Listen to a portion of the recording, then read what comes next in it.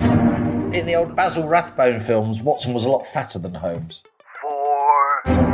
I've never known what sex you are. It's just, it's quite hard to tell. 3. And even Rachel from Accounts now is starting to see the light on this issue. 2. I don't think Trump is a Russian agent. I think that's completely childish and stupid. 1. We have liftoff. Welcome once again to Planet Normal, the Telegraph podcast with Allison Pearson. Hello. And me, Liam Halligan. It's local election day with 1,641 council seats across 24 English local authorities up for grabs. Most of them were contested during local elections in 2021, and these are the first national elections since last July's general election. There are also 6 mayoral contests taking place, including the inaugural elections for mayors in Greater Lincolnshire and also Hull and East Yorkshire. Plus, we've got the Runcorn and Helsby by-election, so that constituency on the banks of the Mersey in Cheshire will be getting a new MP. We will discuss what happened in Spain and Portugal around midday local time on Monday, the biggest power cut in recent European history, impacting some 60 million people. With power supplies now mostly back to normal, attention's laser focused on what caused the incident, with many blaming the intermittency of renewable energy, which of course accounts for a large share of both countries' energy mixes. In other news, the number of people who've illegally crossed the English Channel in small boats so far this year exceeded 10,000 on Monday, so unlawful migration via that route is already 40% higher than the same period last year. And across the big pond in Canada, former Bank of England Governor McCartney has been elected Prime Minister, his previously unpopular Liberal Party having enjoyed a surge in support off the back of tough talk against Canada by US President Donald Trump. Lots to talk about, Allison, but before we start, you may soon have some news about yourself. Well, co-pilot, I think we should say that you are broadcasting from foreign parts before we get into that, aren't you? I am. Tell us where you are. I'm in Tbilisi in Georgia, where my lovely eldest daughter, Ailish, lives. She's also a journalist. And I'm visiting her for my birthday. Yes, 21 again. And it's a very nice place, great place to visit. There's a new direct flight from Heathrow to Tbilisi, which I took. Other flights are available. And yeah, Tbilisi is a fantastic place, very historic, a kind of interesting mix of pre-revolutionary, neoclassical and Soviet architecture, loads of amazing food, of course. Georgia's rightly famous for its cuisine, great museums, markets, a really nice place to visit. I've been here quite a few times in the past. Of course, I've been a foreign correspondent in this part of the world over the years, but it's really nice to be here and I can thoroughly recommend it. Well, just closer to home, I'm in a slightly odd position this morning when the podcast goes out, because there is some news on Pearson versus the police, but it's embargoed, ladies and gentlemen. So if you keep your eyes and ears peeled today, you'll be able to hear about one small step for Pearson kind, and we will be able to discuss it next week on Planet Normal. It's been quite a dramatic week, co-pilot, hasn't it, with the events in Spain and indeed the whole Iberian Peninsula. And I did see someone online joked that Spain had managed to achieve net zero 20 years ahead of schedule, but only by terrible accident. I think it really brings home something that we've been saying for many, many, many months on Planet Normal, that countries that have high renewable mixes in their electricity profile are, susceptible to outages if there is intermittency in renewables. And some people will contest that. They'll say it's not about renewables. There's, of course, a whole effort now being made to not blame renewables because the renewable lobby is profoundly powerful. Lots and lots of vested interests, lots of people fully invested in that net zero at all cost project across our political and our media class, of course. And yet, even the head of Britain's own national grid has been making speeches in recent months and years, warning about the prospect of outages for all kinds of reasons. So I do think this is a moment, as we've been saying on Planet Normal for a long time, the consensus, the kind of the impossibility of ever questioning net zero goals, the social pariah status of anyone who did so has been cracking over recent months. We praised, didn't we, rightly, I think, the Tory leader Kemi Badenoch when she gave a speech about 6 weeks ago now, which looks suddenly extremely prescient, in which she horrified lots of members of the political and media class, including some in the left of her own party, by saying that net zero 2050 is, quote, simply impossible, and we need to level with the public, and we need a better plan for tackling global warming, for tackling issues relating to the climate. And that now seems really prescient. And in the aftermath of this power cut in Spain and Portugal, Sir Tony Blair, no less, has really stirred the political pot by basically telling his own party to get real itself on net zero. And of course, these issues have been feeding into a pretty febrile political atmosphere ahead of these historic by-elections. You know what occurs to me, Liam? I mean, obviously you've highlighted recently, it's really starting to tell now, isn't it? This fantastical net zero project was perfectly fine as long as it was in the realms of magical thinking. But now it's actually having real world impacts on our car industry. You've spoken to car distributors and manufacturers and so on. It's really costing people now. We've seen Port Talbot Steelworks, dear to my heart, closing down, Scunthorpe under threat. You know why I thought this was something that's really intriguing me, Liam, is there are moments in history where you think, this is unbudgeable. This door will never open. I mean, we saw that, didn't we? Most notably with the Iron Curtain. People couldn't imagine that would ever happen, that communism would fall. But, you know, one glorious week, it absolutely did. And if you look back over the last fortnight, we are seeing, I think now, the collapse of these great liberal pieties, these ideologies, these quasi-religious totemic issues, which, you know, were very, very hard for people to speak out against. So we had the Supreme Court ruling that a woman is someone who is born female. Would you Adam and Eve it? And this week... Surely not. Surely not.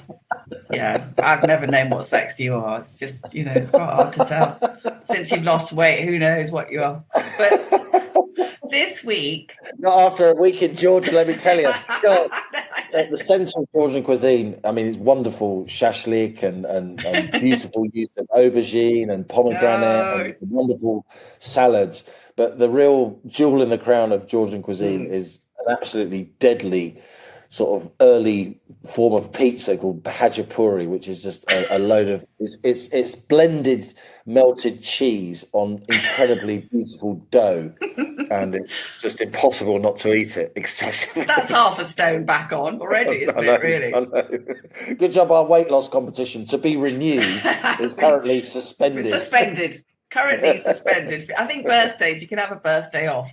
But yeah, just to say about these collapsing leftist pieties, really. So this week it is, as you say, it's this other token of green religious faith, net zero. And let's not underestimate what that mass blackout in Spain, Portugal, and parts of southern France did on Monday, Liam, because you suddenly get this wake-up call, which is how fragile civilization is, how quickly things will fall apart if you don't have the energy security that's necessary to power an advanced industrial nation.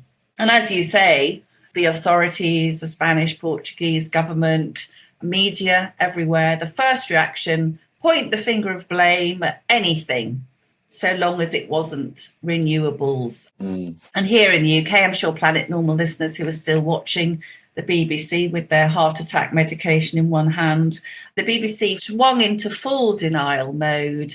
6 o'clock news on Tuesday said there could be two causes of the Iberian blackout: cyber attacks or extreme weather, even though the weather in Spain was perfectly normal. God.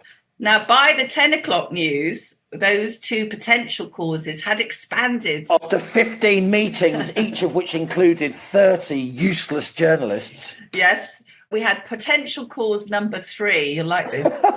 New ways of delivering electricity. What could they possibly be? So that was BBC euphemism for green renewables. It's just pathetic. It's absolutely pathetic. Yeah, and they've bet the farm. Basically, they've got their climate change editor. Everyone's fully signed up to this. And they have demonized for years those of us who have tentatively suggested that getting rid of fossil fuels from an advanced industrial economy would be total madness. So they were all really hoping, the broadcasters and the net zero zealots, that the blackout could be blamed on these extreme weather fluctuations arising from climate change, even though there hadn't been any extreme weather fluctuations. But Liam, this is where Sherlock Holmes comes in. The key piece of evidence. I hope you're not saying I'm Watson.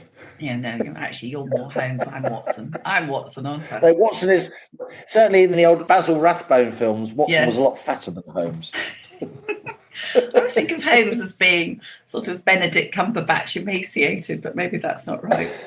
But so just to finish this, on the 16th of April, Spain actually boasted that her national grid ran entirely on renewable energy for the first time. Wind, solar and hydro were meeting all the country's electricity demands during a weekday. So you didn't have to be Holmes to deduce that it was this sudden, extraordinary dependence on renewables which had caused this danger. And Planet Normal listeners always can rely on Velma to come up with the science. Oh, Shaggy. Here she comes. Can I just say to listeners and to you, What? now, look, you know I'm already highly fluent in economics and epidemiology, if I can actually say it. But this electricity stuff, it's hard, right? So I'm trying to get my head around it. I have been consulting Planet Normal's friend, Professor Peter Edwards at Oxford. Pete is the professor of chemistry. So he's been explaining to me that, as you've indicated, Liam, it's the lack of inertia in these renewables which makes it very hard to control the grid at moments when there are sudden extreme supply and demand variations, which is what they think happened in Spain on Monday morning when all those solar farms kicked in. And inertia, which I didn't know before, it's another word for stability. And all those conventional energy sources like gas, coal power stations, nuclear, they've got a lot of inertia, which basically means this thing, this is my fact of the week, dispatchable generation. Dispatchable means sources of electricity that can be programmed on demand at the request of the grid operators. And I think you're going to like this. So because I can't really understand it on a scientific level, I came up with a metaphor, which, as you know, is my stock in trade. So I said that gas, coal and nuclear are like a steady, reliable husband who can be left to his own devices until suddenly you need him, Liam, to spring into action. Open a jam jar, Brian. Take the bins out, Brian. That sort of thing. Whereas solar and wind are like flighty Latin lovers. Great when they're blowing hot, but never answering the phone when you've got a crisis and need them right away. So Spain had too many hot Juans and not enough Brians. And just to finish that thought, Professor Peter Edwards says, the inescapable truth is that intermittent renewable energy sources, such as wind and solar, can never compete on level terms with hydrocarbon fuels because renewable energy is naturally unreliable. So let's just think, Liam, that our country, successive governments have basically put nearly all their eggs into that particular unreliable basket. They have indeed, and they've done so long before the storage technology is available, which could feasibly make a reliance on renewable power viable for an advanced industrial society. It could. We don't yet know. And yet we're rushing headlong towards a net zero destination with virtue signalling, consultancy grabbing politicians leading the way, the vast majority of whom have very little practical knowledge, in my experience, of the physics and the maths and the mechanics and the realities of these issues. And of course, when you're using steam-powered turbines in gas-fired power stations, there is momentum, there are moving parts. Yeah. Part of inertia is the fact that they keep pumping out power, even if power to them is turned off, which of course doesn't apply with renewables. And even Rachel from Accounts now is starting to see the light on this issue, because she's faced with the realities of office, of having to make spreadsheets add up, of having to face the reality that there is a trade-off between economic growth and net zero, at the very least during the transition to net zero. Of course, as recently as January, as I wrote in my Sunday Telegraph column, link in the show notes to this episode, back in January, she gave a speech at Siemens in Oxford. Remember, it was her renewal growth speech. Oh, God, yes. Saying there is no trade-off between economic growth and net zero. And yet, in Washington at the World Bank IMF meetings, she referred to absolutely insane, quotes, environmental regulations that have become a serious barrier to essential infrastructure investments and have gone too far in one direction. So she's starting to get it. Has she got the guts, the courage to face down her many opponents across politics who will say that net zero at all costs is the only thing that matters? And meanwhile, the trade unions are looking on, absolutely bewildered that the Labour Party is sacrificing so much of our industrial capacity on the altar of net zero. And this is now, I think, a turning point. What we're doing, to talk to your earlier theme, Allison, is as the economy gets tougher to manage, as the rubber hits the road, Western arrogant progressives who think they are always right, and everyone who hasn't got a 2-1 in languages from a half-decent university should never be listened to and is thick, they are now having to shed their luxury beliefs.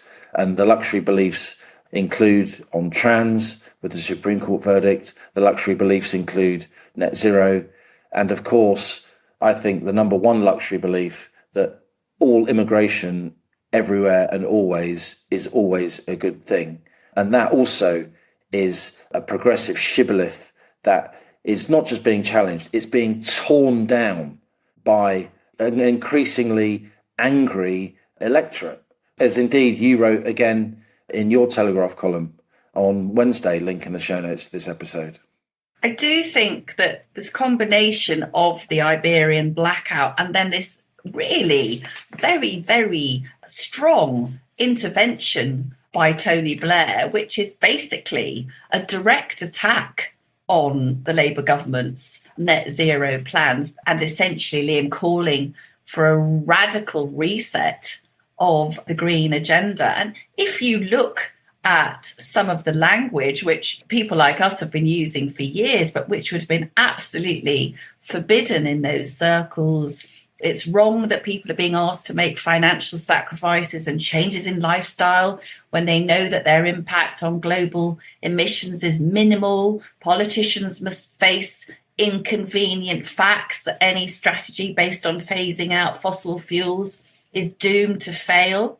He talks about hysteria, talks about absolutely astonishing admission, I thought, that many of the European leaders know full well that the current approach isn't working and that the debate has become irrational, he says, but they are terrified of saying so for fear of being accused of being climate deniers. I mean, this is the Western world, or certainly Western Europe, is being run by people who Sir Tony Blair says are reluctant to take the hysteria out of the climate debate because they don't want to be the first ones to say so. I mean, do you think that's amazing? Look, Blair knows exactly what he's doing. He's a supreme political operator. Just his use of language, inconvenient facts, is a direct challenge to Al Gore. Al Gore, yes. Endlessly going on about inconvenient truths that turned out to be untruths in many cases. about net zero and climate change. And I did enjoy our great friend Alistair Campbell, Blair's former spin doctor, of course, who had a right go at the Telegraph. I thought the Telegraph had a very well judged front page on Tuesday. It didn't say for 1 second that net zero caused the Spanish-Portuguese blackout. It didn't say that. It said that net zero was being blamed for that blackout, which it was. I thought that was an extremely well-judged front page. And Alistair Campbell, in his infinite wisdom, tweeted our front page saying this used to once be a newspaper, right? And loads of, superannuated, state-funded journalists piled in to have a go at the Telegraph. And then, hey-ho, 24 hours later, Tony Blair himself pops up and says net zero, doomed to fail. That's one bit of political advice he didn't get from Alistair Campbell. Look at that. Look again. Campbell, of course, absolutely embodying this progressive liberal class, which is always right. And all of the rest of us are sort of deluded, climate denying racists, fill in sort of unpleasant adjective. But Blair's right, isn't he? The rest of the world is going to carry on not phasing out fossil fuels or limiting consumption. So the strategy that we're pursuing is, doomed to fail is a polite way of saying it. It's absolutely catastrophic. And he also says something that we've talked about, Liam, on Planet Normal, the need to intensify work on small modular reactors. I mean, we've heard from Planet Normal older listeners who've said to us that back in the 60s and 70s, Britain was a world leader in nuclear engineers. Britain invented civilian nuclear power. Yeah. Britain invented civilian nuclear power. And now our half dozen still functioning nuclear facilities are all managed by the French government. Yeah. Because they're all managed by EDF, which is an insane situation. And we've got this incredible technology that our very own Rolls-Royce has been at the heart of developing, of small modular reactors. And idiots in Whitehall, many of them, I would say, compromised by vested interests from the renewable lobby, will not give the green light to these small modular reactors. It's completely insane. We've heard on Planet Normal from Carl McCartney, former Tory MP for Lincoln, who was notably sane. And Carl was very responsible for putting pressure on the previous government to wind in some of its madder targets for vehicles, electric vehicles. And Carl has said to me that people in Whitehall, in the cabinet itself, live in fear of the Climate Change Committee. These are our elected representatives. They live in fear of getting a name for speaking out on this issue, and then they won't be, allowed to take their place at the renewable lobby trough once they've left politics. That's a lot of it is about, raw lobbying power, given the amount of state money that's being funneled into this cod science. Look, I'm intensely interested in energy, and when I was an equity analyst, I partly specialised in energy companies and oil and gas and all the rest of it. And there is a very, very respectable case for us gradually weaning ourselves off fossil fuels and using more advanced forms of technology, which include nuclear power, also include the use of hydrogen, in my view, though that's quite a controversial fuel source, not least because it's constantly being denigrated by many people in the renewable lobby. There's a very, very small landmark on the route to hydrogen happened this week, almost entirely unnoticed, and that is that JCB, as you know, one of our leading manufacturing companies with genuinely world-class research facilities, they have developed, and I've seen it working, an internal combustion engine that runs on hydrogen and emits only water, right? And they've got their famous diggers with these hydrogen engines in. And you can use hydrogen engines to run, container ships. They're very powerful. And there's a lot of work to be done, but JCB and others have developed the technology to do so. And then if we can get hold of hydrogen in industrial quantities, maybe by using electrolysis, which could itself be powered by excess renewable power. So you could, when you have lots of wind and sun and you don't need all that renewable power on that day, you can use it to do electrolysis to create and then store hydrogen, which then run internal combustion engines. And you've then got perpetual power. So a lot of people would lose out if that technology came to the fore. But there was a very small landmark this week because finally, Whitehall has allowed JCB to run its hydrogen-powered diggers, which it's now selling, on the roads, right? That tiny little bit of red tape, which they have been doggedly refusing to give the company, they have now given the company. And that's a small speck of sanity from Whitehall when it comes to these issues. But that's fantastic news, Liam. And doesn't that show, our proud history of being a small country that always punched above its weight in these astonishing developments which have driven the history of progress? And on the other end of the scale of human ingenuity, we've got idiots going around blowing up our last coal-fired power stations and pouring cement down gas wells.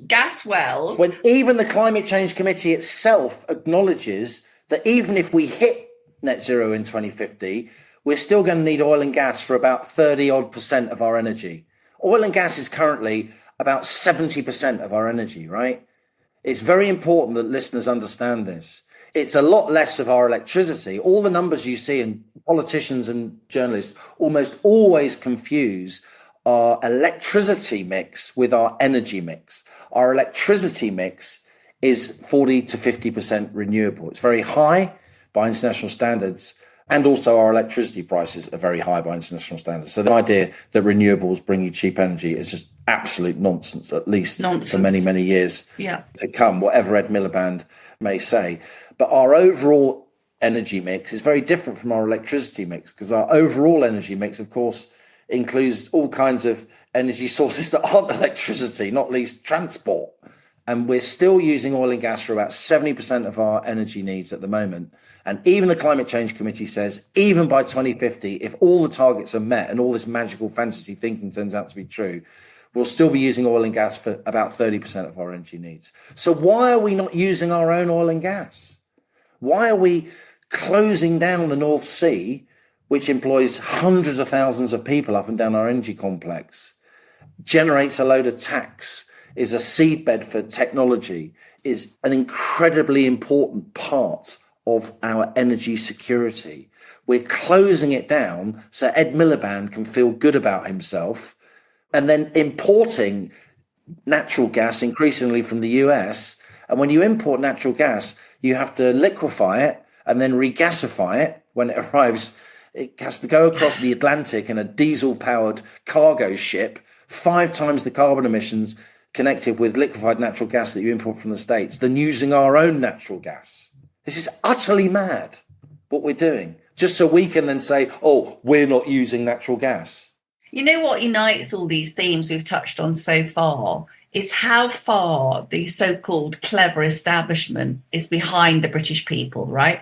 The British people, by and large, have not bought any of the trans rubbish. They've seen through the net zero stuff. And as you alluded to at the top, Liam, with that 10,000th illegal small boat person of 2025 arriving on our shores and being waved in. And I would suggest now that immigration is, for the vast majority of people, by far the biggest issue, by far, and even taking into account how much people are fearing the effects of the recession and the cost of the economy. And just want to mention a story that really upset me this week. We've heard before about this company, Serco, making millions of pounds, working for the Home Office, finding accommodation for asylum seekers. Now, they obviously want to empty the migrant hotels because they're a national embarrassment, aren't they? But the Telegraph had a story this week that Serco is offering astonishing deals to private landlords to host those same thousands of mainly young male migrants from backward cultures. Very, very dangerous, I think. And these 5-year guaranteed rent deals, Liam, with the taxpayer, British taxpayer, picking up the bill so that British ordinary families who want to try and rent a place are undercut by Serco, who are using our people's money to make it harder and harder for ordinary British taxpayers to rent a place. And this is part of this dreadful, I'm sure we're going to be hearing more of this, Operation Scatter, which is seeing tens of thousands of illegal migrants with God knows what history, whether a criminal history or sexual violence history, being put up in social housing and private housing in scores of locations across the country. And I cannot express my real rage about this. It's utterly wrong. It's how dreadful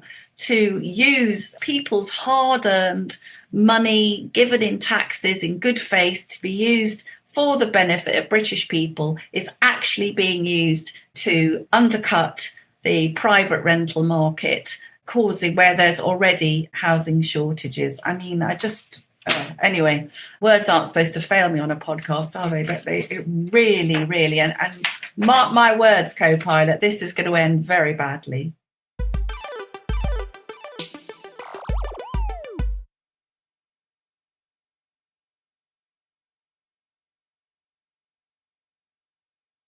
This week, we welcome back to Planet Normal the doyen Russia specialist, Owen Matthews.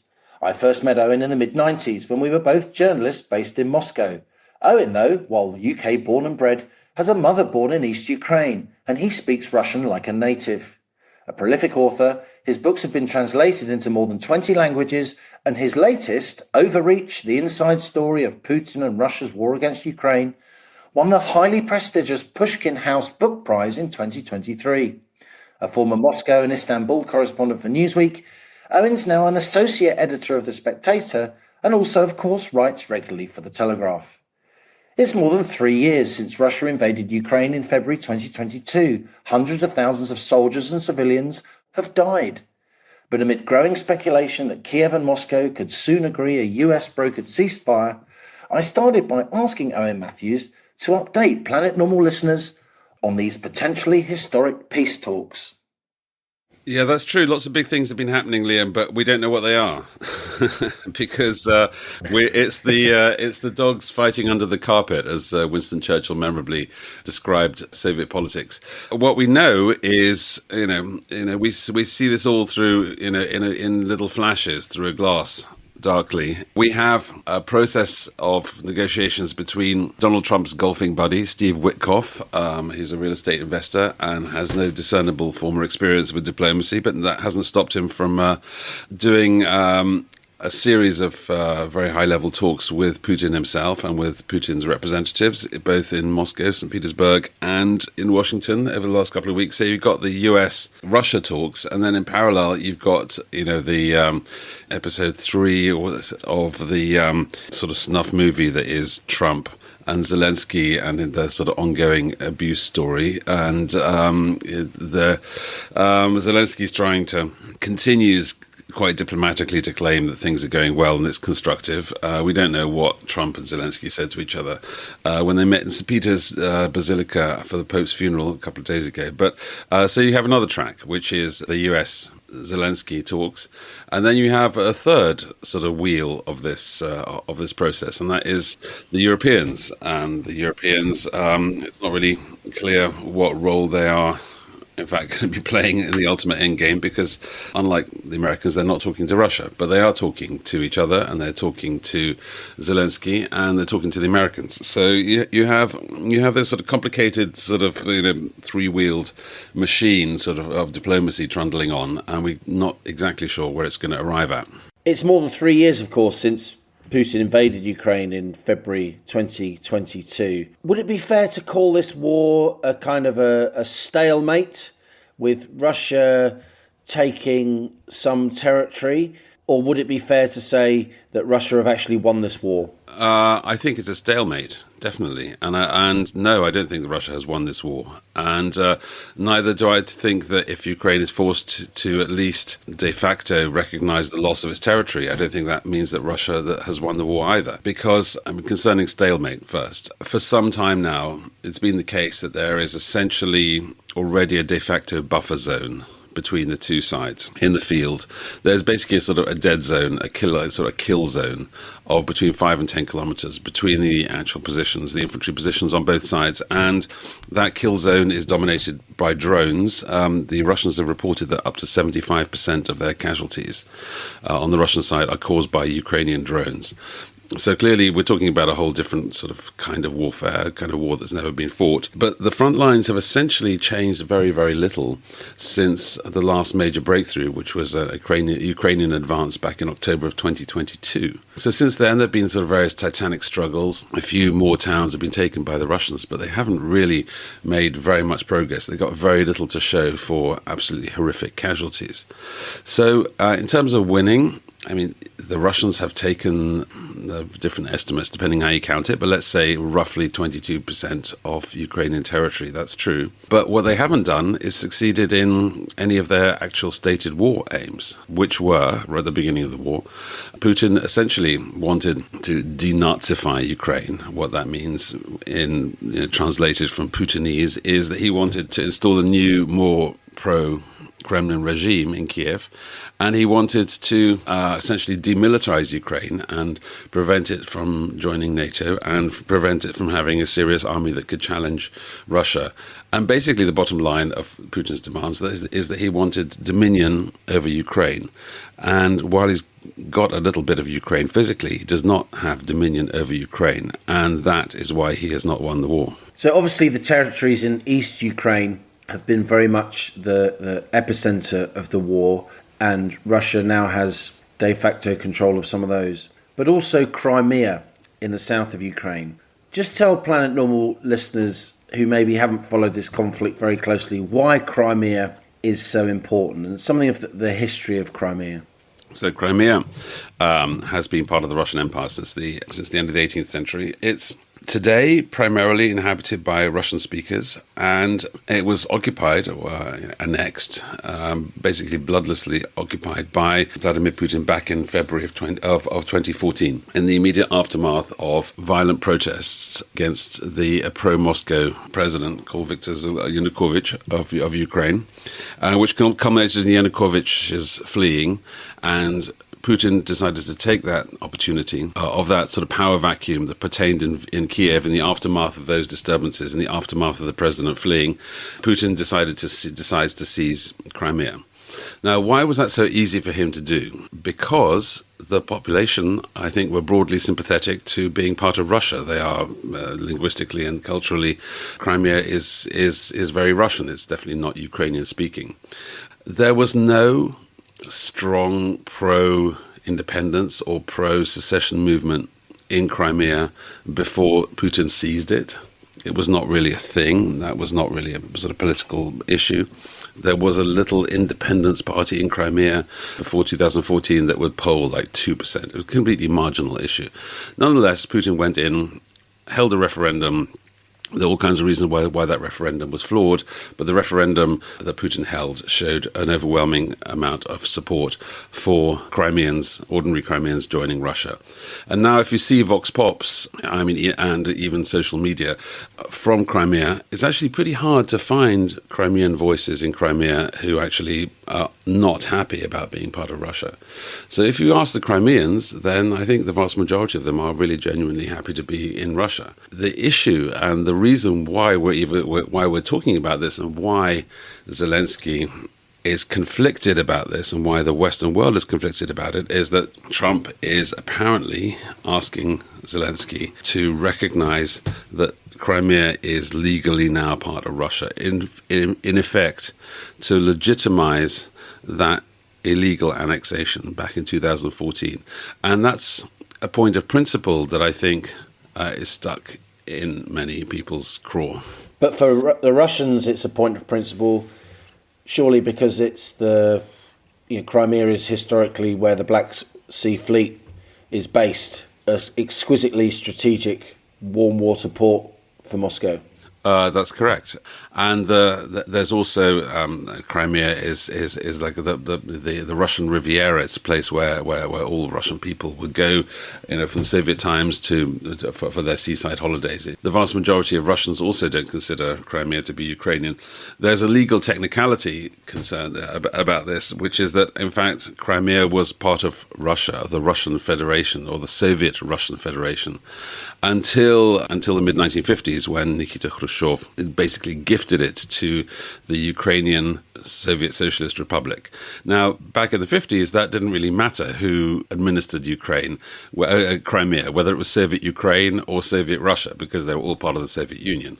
It became an issue because in the aftermath of independence, the Crimeans found themselves part of independent Ukraine. And it has to be noted that back in those days, which Putin refers to very often, and is clearly a really serious historical trauma for Putin, back in those days when the Soviet Empire was falling apart, there was a referendum. And in all parts of Soviet Crimea about whether they wanted independence. And back then, the Crimeans voted for independence from the Soviet Union. However, they also voted in a separate vote for independence from Ukraine, a very little remembered moment. But the Crimeans in 1994 actually wanted to be independent, not only of the Soviet Union, but of independent Ukraine too. They wanted to be their own thing. The issue is today, who gets to make international law? That's what we're talking about, because I think there's not really any doubt about whether Ukraine is going to ever recapture or regain Crimea. The answer is definitely no. That's absolutely not going to happen unless they are willing to go to war against the people of Crimea in order to force them to be Ukrainians. So never going to happen. The question is a legal one. Who can legitimately make or break new nations? And that is a really profound question that goes far deeper and far beyond, all the nitty gritty and the back and forth of, is Crimea Russian or is Crimea Ukrainian? What's really at stake here is whether Putin gets to redraw international boundaries and borders. And the shocking part of what's happened over the last couple of weeks is that apparently Trump and Washington are willing to sign off on essentially redrawing international borders at the demands of Vladimir Putin. And I think people find that very shocking because it's a very, very different world order to one that we thought we'd been living in. Pretty much within a year of Putin's invasion, you produced Overreach, the inside story of Putin's war against Ukraine. And we talked to you on Planet Normal as that book was published. Given how closely you've been following this war, Owen, since the beginning and before, of course, for many years, how surprised are you at that, what many are calling a complete capitulation by the US? We always knew, didn't we, that Donald Trump was keen to broker some kind of ceasefire / peace deal between Russia and Ukraine. But are you shocked at how he's gone about it? I'm shocked. Put it this way: I was shocked in a kind of positive way at the beginning because I consider myself at the start a kind of Trump optimist. For all my personal misgivings about lots of things about Donald Trump, concerning the Ukraine peace process. The main obstacle, I think, at the beginning of Trump's presidency, which seems like a million years ago, but actually it's only been a couple of months. But the main obstacle over this winter to peace talks was a lot of magical thinking on the part of the Europeans and on the part of the Ukrainians. And right at the beginning of the process, when Donald Trump sort of charged in and did his bull in the china shop thing, he basically sort of knocked a lot of heads and shook out a lot of unrealistic expectations. So I think the Ukrainians have been lied to. It's one of the things that makes me angriest, to be honest, about this whole war. And the end game of this war is that the Europeans have been lying to themselves and lying to the Ukrainians by encouraging them to believe that the Europeans could actually support them with whatever it takes for as long as it takes. That's actually just not true. It's a lie. And I think the Ukrainians have been led to believe that the European support is much greater and deeper than it is, simply because the Europeans are unwilling or unable to name, to call things what they are, and actually tell the Ukrainians some hard truths. There's a lot of European politicians to this day, Kaja Kallas being one of them, who continues with this fantasy that European support can somehow help Ukraine achieve a military victory on the ground. And there's a large contingent of people, including at the Daily Telegraph, I may say, who are willing to fight this war to the last drop of someone else's blood. But unfortunately, and I think the Ukrainians kind of believed that because it was a necessary myth, because of confronting the reality of compromise and partial defeat. Partial defeat is a bitter one. So I think, to answer your question about Trump, at the beginning, he knocked a lot of heads. I think he sort of shook out a lot of inertia from the system, which would otherwise have just made these talks grind on for a long time. And what Trump and his team recognized right from the beginning was that it's been devastatingly obvious for years how this war is going to end, and that is with a de facto partition of Ukraine and with Ukraine not joining NATO. Those are sort of absolute bottom lines of any deal. And that's been Trump's starting position, and I think it's that's just acknowledgement of reality. What's surprising and what has started to shake my Trump optimism was the extraordinary amateurishness of Trump's diplomatic effort. The fact that he's sent apparent complete chumps to field the talks, whom the Russians appear to have been sort of played like a bell. And in his haste to get to a deal, Trump has basically pushed the weaker party, i.e. Ukraine and Zelensky, very hard, and has not been able to push Putin basically anywhere. I mean, as far as I find it very hard to point to a single concession, a real concession that Trump has forced Putin to make.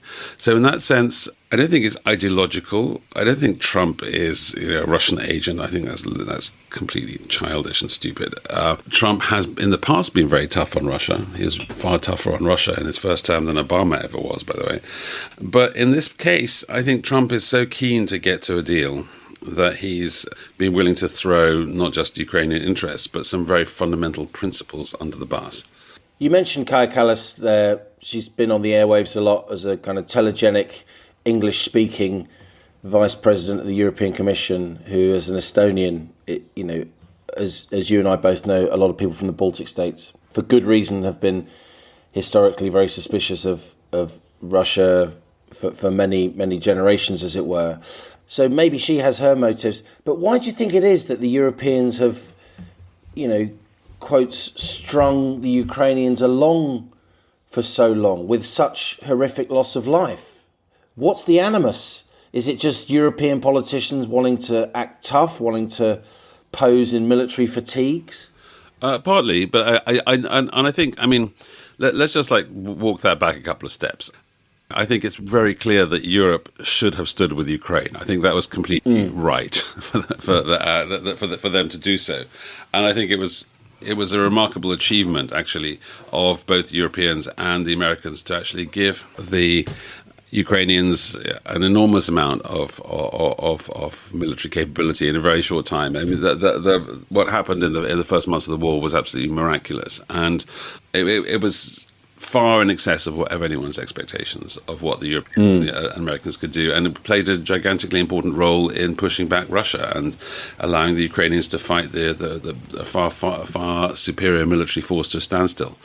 What happened thereafter, the magical thinking sort of began a little bit later, particularly in the summer of the now sort of legendarily disastrous and ineffective counterattack of 2023. Which didn't happen, and there was, I think, already by the beginning of 2023, or by the summer of 2023, it was clear that in fact there was really no serious way that the Ukrainian army could ever push back and regain significant chunks of territory, and the only way forward was some kind of diplomatic compromise. But Europe was not, I think for ideological reasons, there are many countries in the Baltic that have convinced themselves that the Ukraine war is a sort of a battle for us, a battle for our own freedom, which I understand that, the Telegraph itself has actually put up posters around London saying, have you ever heard of Riga and Vilnius? Well, if Kiev falls, then you will. I think that's just alarmish and frankly, infantile and idiotic logic. I think that Putin, having failed to take Pokrovsk, for instance, for a year, despite the loss of tens of thousands of casualties, why we think that army is somehow going to next march into Helsinki or Tallinn, I think that's crazy. There's no possible reason for him to do that. I think his beef is with Ukraine. I think he sees strongly pro-Western and NATO member Ukraine as a serious national security threat, whereas NATO is NATO. It's not something that is on Putin's agenda, but more importantly, I think it's not something that's on Putin's capabilities. But if the question is why the Europeans continue to press for Ukraine to be armed and play on Ukraine's hopes, I think it just became a mantra, and it was just not very well considered. And it became a mantra that weaker and smaller countries like Estonia and the Baltics could make, because it was not them that was writing the checks and delivering the weapons.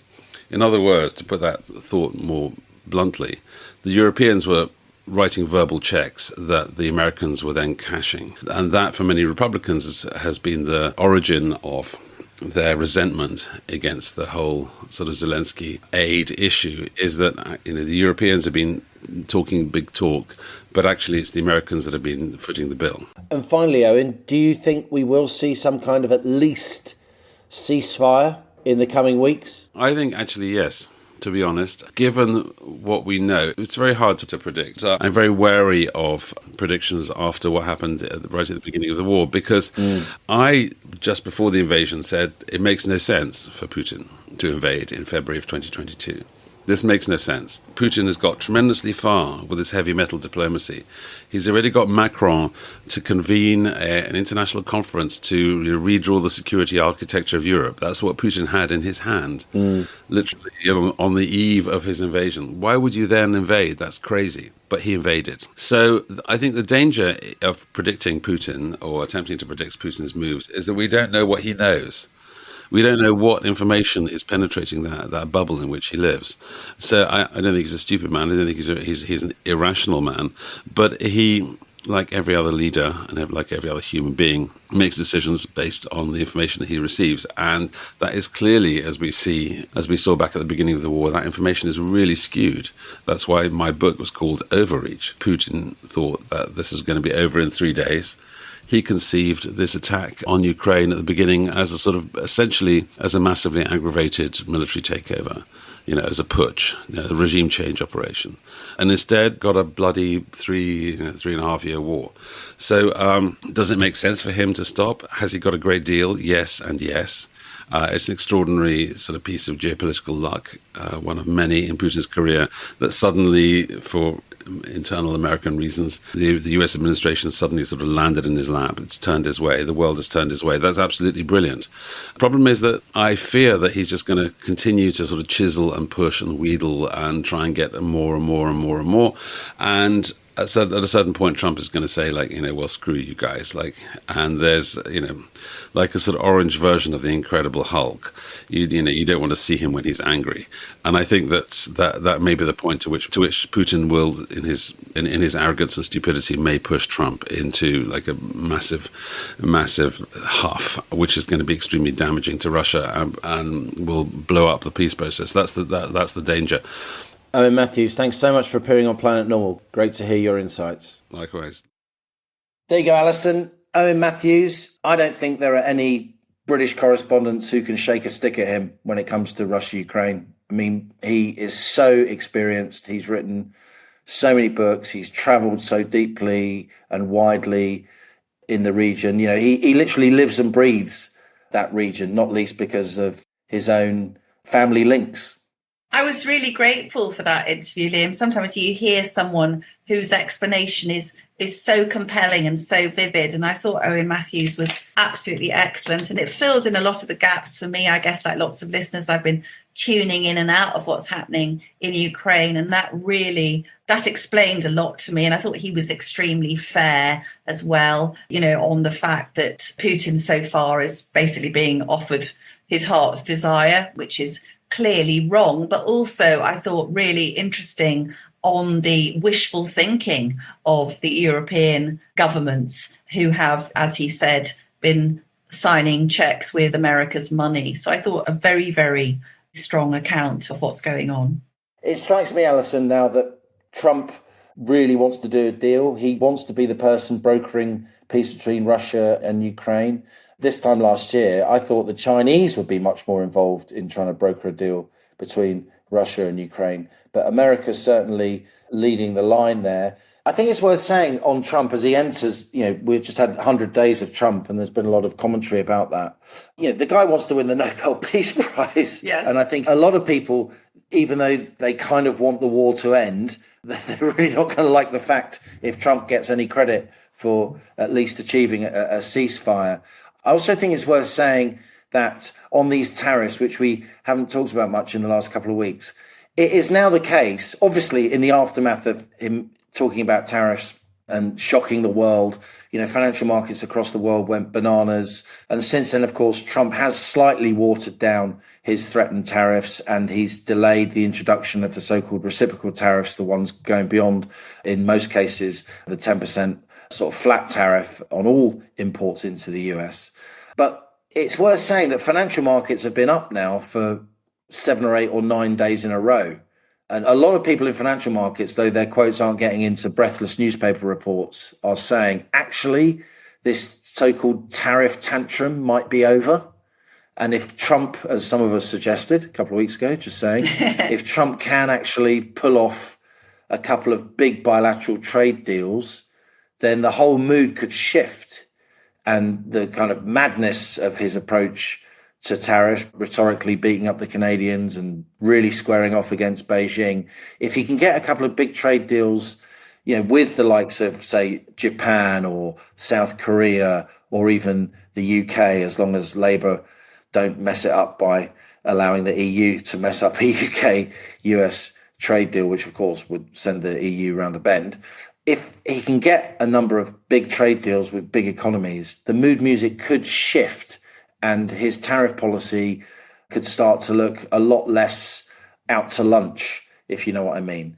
He's got these two really big things going on, isn't he? The potential ceasefire in Russia, Ukraine, and tariffs going on. And he's only 100 days in. It has to be said that on his 100th day, his poll ratings have absolutely tanked. Absolutely. I think a lot of people thought, well, we wanted you to do something, but we weren't sure. Yeah. Hang on a moment. We weren't sure you wanted to do that. So, he has come out of the traps. I mean, he has had this really strong impact on the Canadian elections, though, hasn't he, Liam? Because it looked a few months ago as if, I'm going to mispronounce this guy's name, that the Conservative Pierre Poilievre was really pretty much a shoo-in to succeed Justin Trudeau. But with Trump in his sort of braggart way going on about Canada, offering them the opportunity to become the 51st state of America, which strangely Canadians were not at all impressed by. And that has seen Mark Carney, not by a huge margin, it's probably not even going to be able to form a majority government, but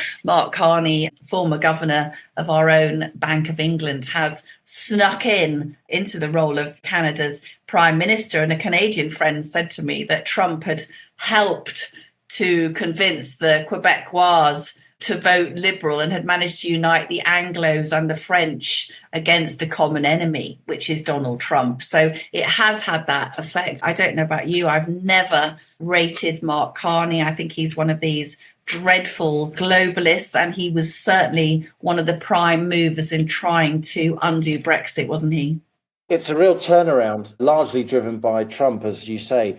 The Liberal Party really was very unpopular. Justin Trudeau, sort of Nepo baby prime minister, turned Canada into a sort of wormhole of woke, and it wound up a lot of traditional Canadian voters, even though a lot of the sort of urban voters like that kind of progressive stuff. But the Liberals were languishing in third place. And even now, even though they've been turbocharged by Trump's rhetoric, And as you say, previous political adversaries have been united against Trump. Yes. The Liberals, they can't form a majority. They're 3 seats short of a majority. So they're going to form a minority government. And yet all the issues that Canada has in terms of drug problems and so on, and real concern among quite a lot of the population about all the urban-based wokery, they're still going to be there. And I think Mark Carney's going to have a really hard time. And he is, as you say, very much a kind of global technocrat. I studied with him. I've known him for many, many years. Mm-hmm. He is not a politician. He does not really know that much about politics when it comes down to it. And I do think, with the best will in the world, he's going to struggle in office. And I think that if Trump managed some trade deals, it's going to be very, very hard for Canada not to fall in line with that. And so much now depends on these tariffs and the extent to which Trump can demonstrate, he hopes, there will be some order emerging from this chaos. And that in turn depends on financial markets and how much turmoil they create. And I say again, because you're not going to read it in many mainstream publications, there are signs, just signs, that financial markets are saying, hang about, there may be something here. There may be something interesting here that will lead to an outcome where tariffs are lower across the board than they were before Trump, basically set fire to the existing trading regime. A trading regime in which, it can't be said often enough, in general, the tariffs that America charged the rest of the world were much lower than the tariffs the rest of the world charged America. And that is not only China, which did it to an outrageous degree, but the European Union as well, including the UK. So I do think Trump is a man in a hurry. And the reason is, Allison, because the congressional midterms are coming down the track, right? In American politics, it's so relentless. As soon as the first 100 days is over, people are thinking about the midterms. So we've got these elections in November 26. And if he loses the House in those midterms, which he may, he's got a wafer-thin majority in the House, then the Democrats will be able to initiate and renew their efforts on the kind of lawfare front by trying to lawyer him out of office, which of course they will, because that's the way politics works in America. So, of course, it's been incredibly tumultuous and irresponsibly so, I would say. And some of the things and some of his rhetoric has been completely off the charts. But I'm not surprised that he's in a hurry. I'm not surprised he's in a hurry, given the US electoral timetable.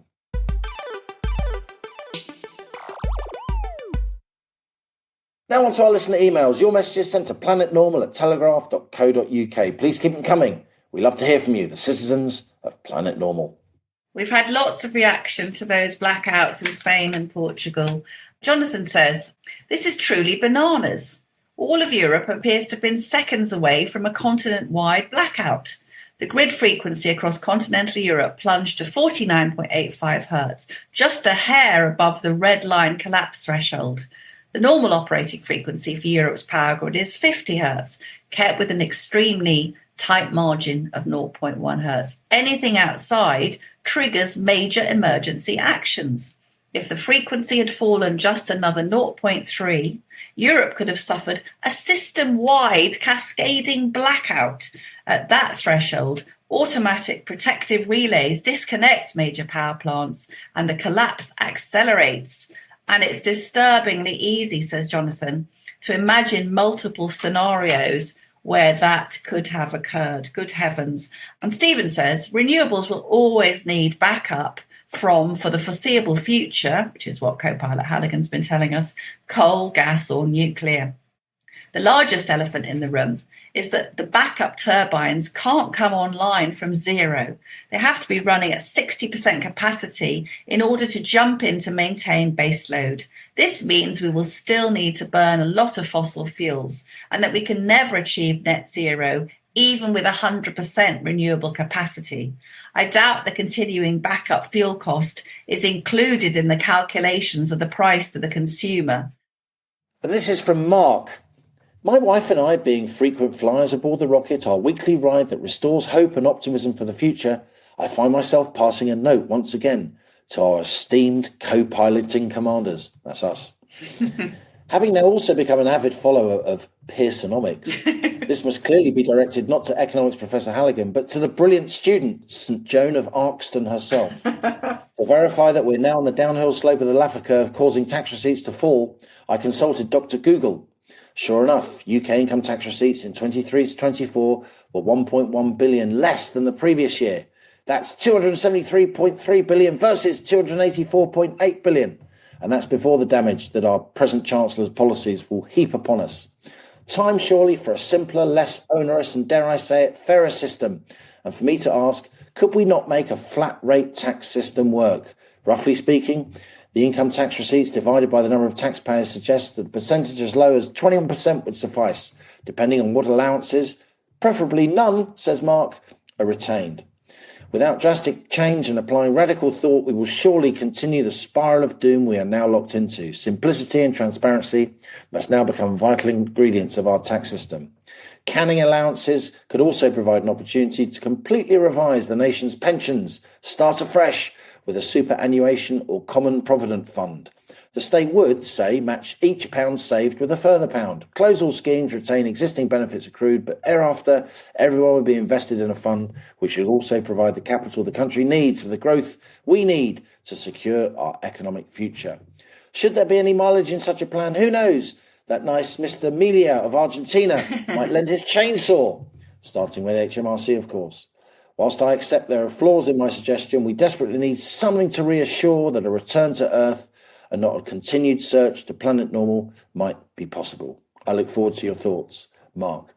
Well, Mark, I couldn't agree with you more. And a lot of the ideas you put forward there were indeed the ideas of the late, great Frank Field, who was drummed out of office within months of proposing these ideas by Chancellor Gordon Brown, while Tony Blair stood and let it happen. I think flat taxes are great. I think they could work. I doubt that, though, in about 30 odd years of following British politics at the highest level, meeting many of the major players, I doubt I've met anyone with the intellectual grit and determination to actually do it. Just to lower the tone, co-pilot, do you think we could have a Planet Normal outing to meet Mr. Millier and his chainsaw in Argentina? I'm sure the Telegraph would pay for that. I mean, how much can it cost? It'd be good, wouldn't it? How's your Spanish? Is it Spanish or is it Portuguese? It's Spanish. Are you sure? Portuguese is Brazilian. God, all right. Yes, you can tell I'm not very well travelled. You can take the girl out of the valleys, but you can't take the valleys out of the girl. Dan says, I keep hearing the same phrase over and over again when I talk to people. I fear for the future of my grandchildren. That isn't a sign of a healthy society, says Dan. Could the political class become any more disconnected from the ordinary man or woman? It's just bizarre. It certainly is, Dan. And Peter says, when our 24-year-old daughter told us she was moving to Australia a few months ago, rather than her original plan of moving to London, I was relieved. My overriding emotion was not excitement that she was doing what she loves, travelling, but utter relief that she was getting out of Britain. How have we got here? Thank you, Allison and Liam, for all you do. I do and say what I can and have been called all manner of things for my trouble, says Peter. No, lots of things have got to change, and soon, before all our children feel safer and better off on the other side of the world. And finally, Alison, we've got another Peter.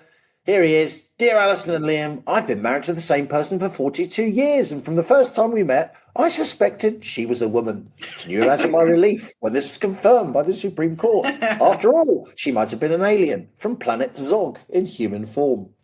These days, we're told repeatedly that women can have penises. Does that mean that some have more than one? If so, what do they do with the spare one? We have a swathe of Labour backbenchers who make strange noises and weird gestures during PMQs. I fear that they too might be aliens. Perhaps they're trying to communicate with us, but their brains haven't been wired properly. Nevertheless, it's still the best comedy show on the telly, even if it is pointless, given that all-important decisions are made by Quangos and the Blob. As always, looking forward to hearing the next launch of your rockets. Yours sincerely, Peter. Brilliant. And Claire says, to finish, populism is just a term for voters the left don't like. And on that bombshell from Claire, That's it from Planet Normal for another week as we leave our sanctuary of sweet reason, our flying refuge of reasoned views. Email of the week, it's my turn, and I think it has to go to Planet Zog Peter. Peter, send us an email to planetnormal@telegraph.co.uk, put mug winner in the subject heading, give us your postal address, and a rare as rocking horse poo Planet Normal mug will be winging its way to you. If you enjoy Planet Normal, please subscribe to this podcast and leave us a rating and a review on Spotify, the podcast app, or wherever you listen. It does help people to find us, and it don't half cheer me and the co-pilot up when we're feeling down to see all those lovely remarks. And as we speed away from our beloved Planet Normal, the madness of planet Earth comes back into view. Thanks as ever to our producers, Cass Ho and Louisa Wells. Stay safe and in touch with us and with each other. Until next week, it's goodbye from me. And it's goodbye from him.